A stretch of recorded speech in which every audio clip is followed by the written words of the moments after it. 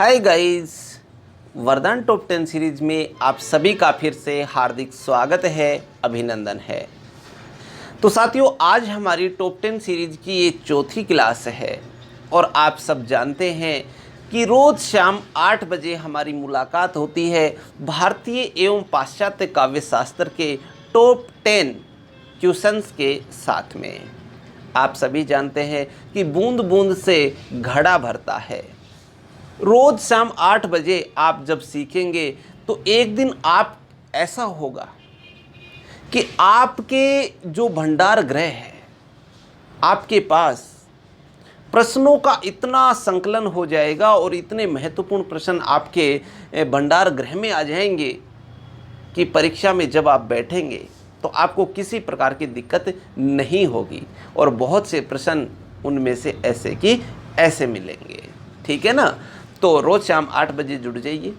अब बिना समय व्यर्थ किए हम सीधे अपने वीडियो की ओर बढ़ेंगे, लेकिन उससे पहले आपसे गुजारिश करना चाहूँगा कि वीडियो को लाइक कर दें और चैनल पे नए हो, चैनल को अभी तक आपने सब्सक्राइब नहीं किया है तो चैनल को सब्सक्राइब करके बेल आइकन दबा यानी घंटी का निशान दबा दें और फिर उस पर ऑल पे क्लिक कर दें, जिससे कि जो भी नए वीडियो आएंगे उनके नोटिफिकेशन है वो आप तक पहुंच जाए और आप उस वीडियो का आनंद ले सकें। ठीक है ना?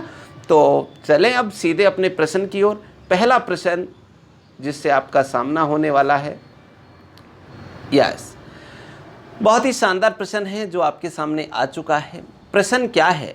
तो देखो, ये है कार्यालय हिंदी की भाषा कैसी, कार्यालयी हिंदी की भाषा कैसी होनी चाहिए।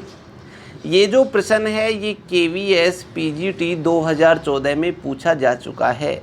फटाफट इसका उत्तर आप बता सकते हैं। जी हाँ, बिल्कुल बताइए इसका क्या आंसर होना चाहिए।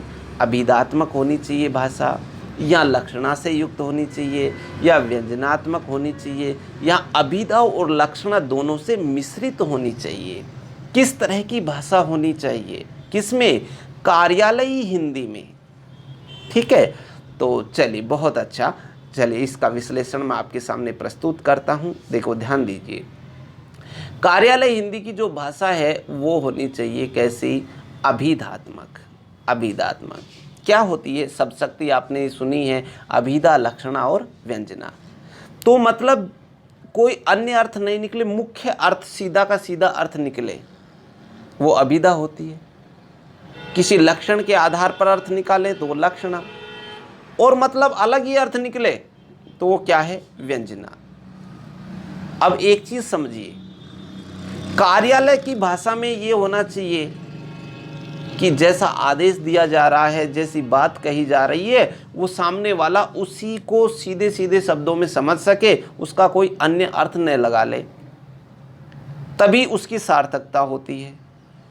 इसलिए कार्यालय की जो हिंदी है ना, उसकी भाषा कैसी होनी चाहिए? अभिधात्मक होनी चाहिए। मतलब सीधे सीधे शब्दों में, साफ स्पष्ट क्लियर शब्दों में होनी चाहिए, और ये होती है कौन सी? अभिधात्मक, जिससे कि सामने वाला ऐसे कि ऐसे अर्थ को ग्रहण कर सके। ठीक है, तो ये अभिधात्मक इसका सही आंसर है। तो इस तरह से ये आपका प्रश्न क्लियर है। बताओ, कर लेंगे इसे?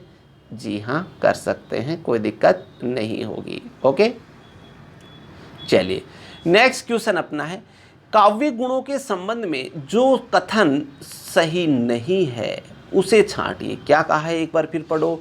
काव्य के जो गुण होते हैं ना, उनके संबंध में कथन सही नहीं है। सही इनमें से मतलब सही कौन सा कथन नहीं है, ये छांटना है। और ये जो प्रश्न है ये भी पूछा गया है कब? KVS PGT 2014 में ये प्रश्न भी पूछा जा चुका है। तो बहुत ही शानदार प्रश्न है। एक बार चलिए देखिए, पढ़े। पहला ऑप्शन पढ़ते हैं हम। गुण काव्य के आंतरिक सौंदर्य है, अलंकार बाह्य शोभा मात्र है। बी ऑप्शन कहता है गुण रस के उत्कर्षक और काव्य के शोभाकारक तत्व हैं। सी ऑप्शन कहता है काव्य शास्त्र में काव्य गुणों का विवेचन नहीं मिलता। और द ऑप्शन कहता है कि माधुर्य, प्रसाद, ओज ये सर्वमान्य काव्य गुण हैं। कौन सा कथन सही नहीं है? तो सही कथन कौन सा नहीं है, ये हमें छांटना है। बहुत शानदार प्रश्न है और सभी के उत्तर हैं। उत्तर देने में कंजूसी मत किया करो, उत्तर दे दिया करो, कोई टेंशन नहीं होती है ना। चलिए देखिए, अब मैं इसका विश्लेषण करता हूँ, आप साथ साथ समझते हुए भी चलिए, कोई टेंशन लेनी नहीं है। देखो, पहले प्रश्न की, पहले पंक्ति की अगर पहले ऑप्शन की हम बात करें तो देखो, ए ऑप्शन हमारा क्या कहता है कि काव्य गुण है ना, ये आंतरिक सौंदर्य है, जबकि अलंकार कैसे होते हैं, बाह्य शोभा मात्र। तो मतलब आंतरिक सौंदर्य गुण के कारण होती है और बाह्य शोभा किससे, अलंकार के कारण होती है। बात बिल्कुल सही है। ये कथन तो सही है। प्रश्न हमारा क्या है, कथन सही नहीं है, तो ये तो सही है बिल्कुल। दूसरी बात देखो, गुण है ना वो रस के उत्कर्षक, गुण है वो रस को उत्कर्ष करते हैं यानी बढ़ाते हैं, और साथ में देखो काव्य की शोभा भी बढ़ाते हैं। बिल्कुल ये बात भी सही है, क्योंकि ऊपर जो आप पढ़ रहे हो पहला ऑप्शन देखो, ये आंतरिक सौंदर्य मतलब सौंदर्य बढ़ाने का ही काम कर रहे हैं, तो शोभा कारक ही तो हुए, तो शोभा कारक तत्व हैं। चलिए ये भी ठीक है। काव्य शास्त्र में तीसरा ऑप्शन, काव्य शास्त्र में काव्य गुणों का विवेचन नहीं होता। भाई काव्य शास्त्र में काव्य गुण और काव्य दोष तो आते ही है। क्या लिखा है इसमें, काव्य शास्त्र में काव्य गुणों का विवेचन नहीं मिलता। जी गलत बात है, और ये ही कथन कैसा है, सही नहीं है, यानी कि सही आंसर अपना हो गया। और आप जानते हैं माधुर्य, प्रसाद और ओज ये सर्वमान्य काव्य के गुण हैं, तो ये 3 गुण माने ही जाते हैं। तो इस तरीके से देखो हमें साफ साफ पता चल गया अब तो, अब कोई दिक्कत नहीं है कि इसका आंसर क्या है। ये तीनों तो क्या है कि ए ऑप्शन ये भी सही है, बे ऑप्शन ये भी सही है, और द ऑप्शन ये भी कथन सही है। हमें क्या छांटना था, कथन सही नहीं है, और स वाला है वो सही नहीं है। ठीक है, ओके। नेक्स्ट क्वेश्चन की ओर आगे बढ़ा जाए। देखो क्वेश्चन नंबर 33 जो आपके सामने आ चुका है, और इसमें क्या कहा है कि वाराणसी, बहुत अच्छा देखिए, सॉरी आगे देखो, वाराणसी किसका, बनारस, वाराणसी है ना, ये बनारस रूप में विकास उदाहरण है। किस तरह का उदाहरण, मतलब वाराणसी किस में बदल गया है, बनारस में बदल गया है।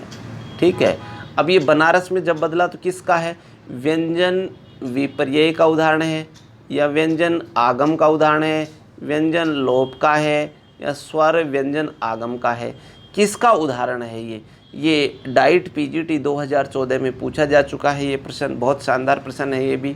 देखो पहले इसका मतलब समझ लीजिए, व्यंजन विपर्यय का क्या मतलब होता है। व्यंजन विपर्यय का मतलब होता है कि जिसमें आगे और पीछे के जो वर्ण हैं, चाहे वो स्वर हो चाहे व्यंजन हो, वो आपस में बदल जाते हैं, चेंज हो जाते हैं, वो विपर्यय होता है। ठीक है, व्यंजन आगम का क्या मतलब होता है, आगम का मतलब आना, मतलब व्यंजन आ गया है वो आगम हो गया। व्यंजन लोप का क्या मतलब है कि व्यंजन का क्या हो गया, लोप हो गया है। स्वर और व्यंजन आगम का मतलब आने से है, तो ये इनका मतलब है। लेकिन इसमें हम देखें तो एक चीज़ समझना, देखो वाराणसी, तो इसमें देखो रे और ण ये आपको दिख रही है, तो एक चीज़ समझना है, रामायण तो राम प्लस अयन, न और अण एक रूप में होते हैं, तो यहाँ से जो अण ये दिख रहा है आपको, ये किस में, न में हो गया, और ये न में जैसे बदला तो देखो आ की मात्रा है रा में, तो ये इसमें आ की मात्रा लग गई, तो ये मतलब पहले आ गया ना, और ये रे है, ये रे कहाँ चला गया, बाद में, तो मतलब ये हुआ कि पहले वाला बाद में और बाद में वाला पहले आ गया, तो आपस में स्थान चेंज कर लिया, तो ये है क्या, व्यंजन। तो इसका मतलब साफ साफ है ये किसके, व्यंजन विपर्यय के उदाहरण हैं। ठीक है, तो वाराणसी बनारस में जब कन्वर्ट हुआ तो ये इसका विकास रूप कौन सा है, व्यंजन विपर्यय का ये विकास रूप है। क्लियर, चलिए 3 प्रश्न हमारे क्लियर हो चुके हैं। और देखिए एक चीज़ ध्यान दें कि ये सभी प्रकार के जो प्रश्न हैं, इसके साथ अन्य स्टडी मटेरियल भी है, अन्य बहुत सी आवश्यक जानकारी है जो आपको हमारे जो व्हाट्सएप ग्रुप है, फेसबुक ग्रुप है, या फिर अपने इंस्टाग्राम टेलीग्राम, वहाँ पर भी बहुत अच्छी जानकारी मिलती है। हमारे सभी लिंक है डिस्क्रिप्शन में दिए गए हैं, तो वहाँ से आप जो डिस्क्रिप्शन चेक कर लीजिए और सभी ग्रुपों में आप शामिल हो सकते हैं। बहुत अच्छी जानकारी आपको मिलती रहेगी। और साथ में देखो ये अपना ऐप है, आपको पता है कौन सा, ये ऊपर दिख रहा है आपको, वरदान डिजिटल क्लासेज। ठीक है, ये भी आप डाउनलोड कर सकते हैं, प्ले स्टोर से भी कर सकते हैं और डिस्क्रिप्शन में लिंक है वहाँ से भी कर सकते हैं। और साहित्य की टेस्ट सीरीज आप ऐप पर जाकर भी फ्री में ज्वाइन कर सकते हैं। किसी भी प्रकार का कोर्स आपको चाहिए तो ये सभी कोर्सेज जो ऊपर दिख रहे हैं आपको, ये सारे कोर्सेज अपने यहाँ पर उपलब्ध भी हैं, सबसे सस्ते, सबसे अच्छे और सबसे विश्वसनीय। तो ये भी आप शामिल हो सकते हैं, ठीक है ना, कोई दिक्कत नहीं है। चलो अब इस नेक्स्ट क्वेश्चन की ओर बढ़ते हैं। देखो, भारतीय रस सिद्धांत में साधारणीकरण का प्रयोग सबसे पहले किसने किया था? आचार्य विश्वनाथ ने, या फिर आचार्य जगन्नाथ ने, या आचार्य भट्टनायक ने, या आचार्य अभिनव गुप्त ने? किसने किया है किसका? साधारणीकरण का प्रयोग, और वो भी किसमें? रस सिद्धांत में, ठीक है। किसने किया है? बहुत ही अच्छा प्रश्न है ये। तो चलिए एक बार इसका उत्तर आप दे दो, फिर मैं बता रहा हूँ, ठीक है। देखो, इसका सही उत्तर है क्या? आचार्य भट्टनायक। क्या है? आचार्य भट्टनायक। एक चीज़ समझिए आप, मैं यहाँ पर जो व्याख्या कर रहा हूँ उस पर थोड़ा सा ध्यान दीजिएगा, क्योंकि ये बहुत इम्पोर्टेंट बात है। क्या है? देखो, आचार्य जो भट्टनायक है उन्होंने रस सिद्धांत में साधारणीकरण का प्रयोग किया है। किसमें? रस सिद्धांत में। जबकि आचार्य अभिनव गुप्त हैं, उन्होंने सहृदय का साधारणीकरण किया है। अगर यहाँ पर रस सिद्धांत की बजाय पूछा जाता सहृदय का साधारणीकरण, तो सहृदय का साधारणीकरण में नाम आता किसका? अभिनव गुप्त का।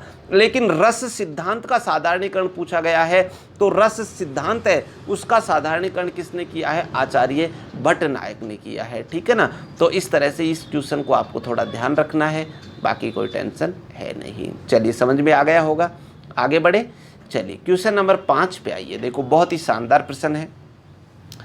आचार्य वामन ने काव्य हेतु के स्थान पर, देखो ये है काव्य हेतु, इस काव्य हेतु के स्थान पर किस शब्द का व्यवहार किया है, यानी किस शब्द का प्रयोग किया है? ये मानो तात्पर्य, लक्षणा, अभिधा या काव्यांग।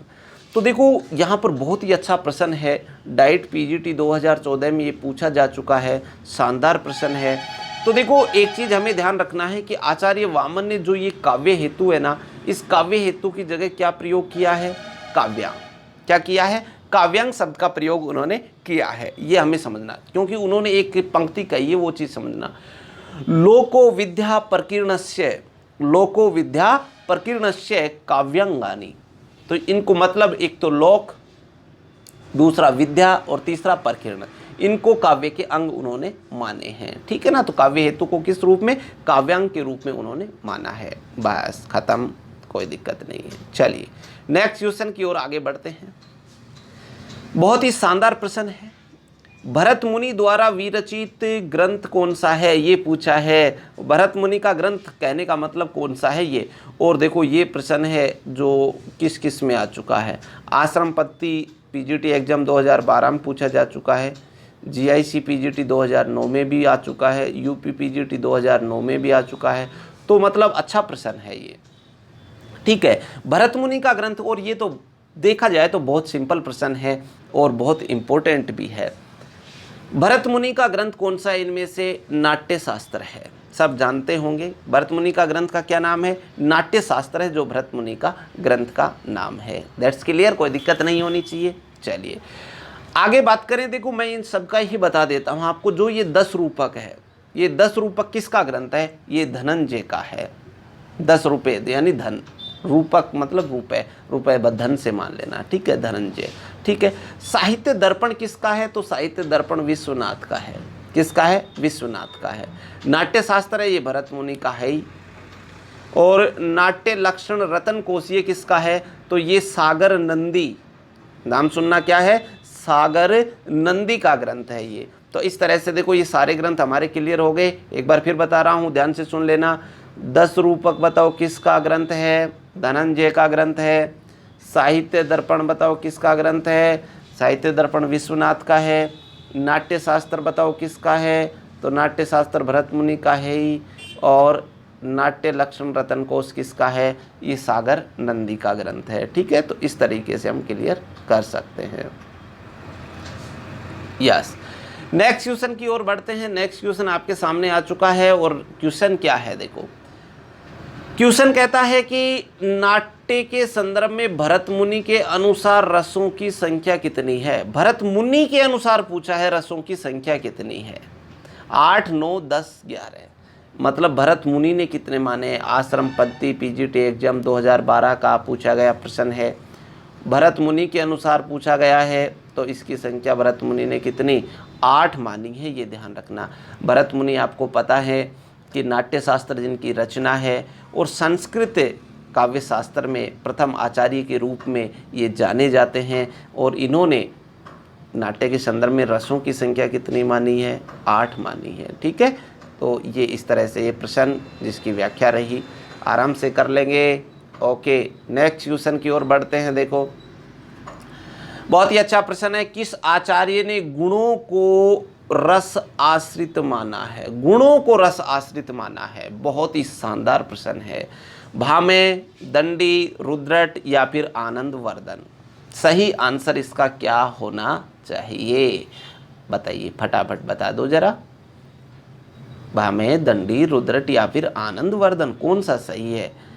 बिल्कुल इसका सही उत्तर क्या है, आनंद वर्धन। आनंद वर्धन इसका सही आंसर है।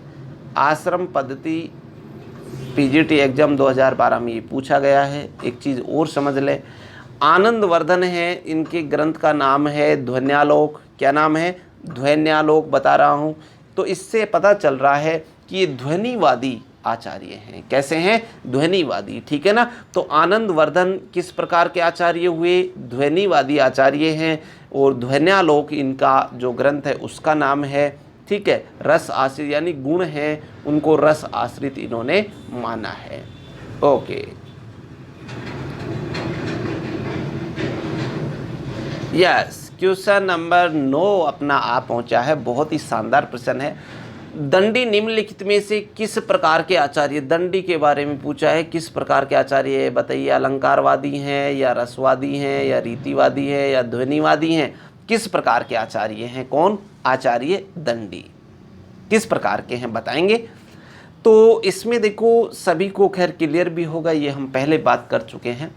आचार्य दंडी हैं वो अलंकारवादी आचार्य हैं। कैसे हैं, आचार्य दंडी अलंकारवादी आचार्य हैं, ये अपने को ध्यान रखना है। तो इसका सही आंसर बताओ क्या हो गया, ए।